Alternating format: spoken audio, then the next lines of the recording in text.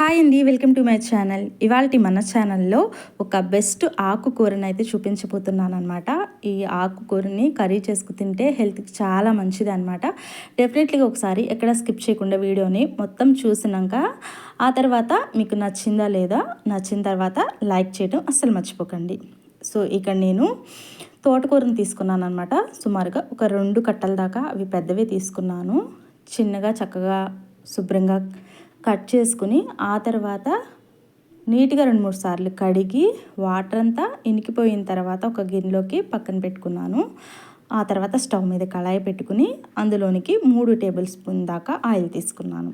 1 table spoon దాకా పచ్చిశనగపప్పు, 1 table spoon దాకా ఆవాలు, 1/2 టేబుల్ స్పూన్ దాకా జీలకర్ర, అదేవిధంగా 4 అయితే రెడ్ మిర్చిని అయితే యాడ్ చేసుకోవాలి.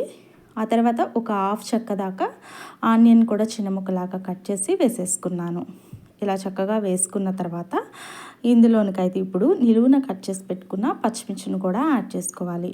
ఇలా అన్నిటినీ వేసుకున్న తర్వాత మంచిగా ఒకసారి ఫ్రై చేసేసుకోండి. ఇలా ఫ్రై అయిన తర్వాత ఇందులోనికి మనం నీట్గా శుభ్రంగా కడిగి పెట్టుకున్న తోటకూరని ఇందులోకైతే యాడ్ చేసేసుకున్నాను.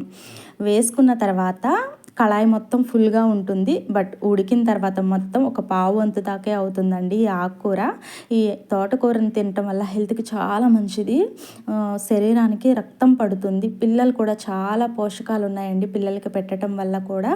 ఇలానే కాదు, పప్పులో కానీ ఇంకా వేరేలా కూడా ఎలాగైనా సరే ఆకుకూరను రోజువారీలో ఒక్కసారైనా సరే ఇలా చేసి పెట్టండి పిల్లలకి. ఈవినింగ్ టైంలో కానీ లేదా మధ్యాహ్నం టైంలో కానీ ఇలా చేసి పెట్టడం వల్ల హెల్త్కి చాలా మంచిదన్నమాట.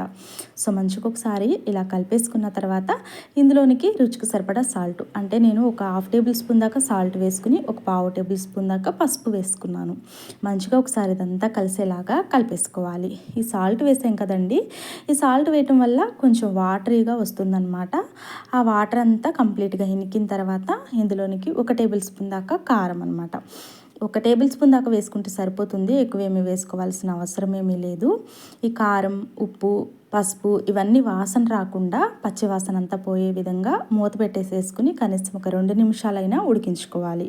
ఒక 2 నిమిషాలు ఉడికిన తర్వాత మూత ఓపెన్ చేసి చూద్దామండి. మూత ఓపెన్ చేసి చూడంగానే ఆయిల్ పైకి తేలుతూ కనిపిస్తుంది. ఆయిల్ ఎక్కువగా కూడా పట్టదండి, ఒక 3 టేబుల్ స్పూన్స్ అయితే కరెక్ట్గా సరిపోతుంది 2 కట్టలకి. చక్కగా ఒకసారి ఇదంతా కలిపేసుకోవాలి. ఇలా కలుపుకున్న తర్వాత 1 టేబుల్ స్పూన్ దాకా గరం మసాలా, ఆ తర్వాత 2-3 వెల్లుల్లిని చిన్న ముక్కలాగా కట్ చేసి వేసుకున్నాను. కచ్చాపచ్చగా దంచి కూడా వేసుకోవచ్చు. అలా వేసుకుంటే ఏంటంటే పిల్లలు తీసి పక్కన పెట్టేస్తారండి, అందువల్ల నేను ఇలా చిన్న ముక్కలాగా కట్ చేసేసి ఇలా వేసేసుకుంటే చక్కగా హ్యాపీగా ఎవరైనా సరే తీసి పక్కన పెట్టే విధంగా కాకుండా మంచిగా ఇలా కట్ చేసుకుని వేసుకుని తినటం వల్ల చాలా బెనిఫిట్స్ అయితే ఉన్నాయన్నమాట. సో మంచిగా ఇదంతా ఒకసారి కలిపేసేసుకోండి. ఆ తర్వాత స్టవ్ ఆఫ్ చేసేసుకుంటే హెల్దీగా ఉండే తోటకూర రెసిపీ అయితే రెడీ అయిపోయింది. నచ్చితే లైక్ చేయండి, షేర్ చేయండి, సబ్స్క్రైబ్ చేయండి.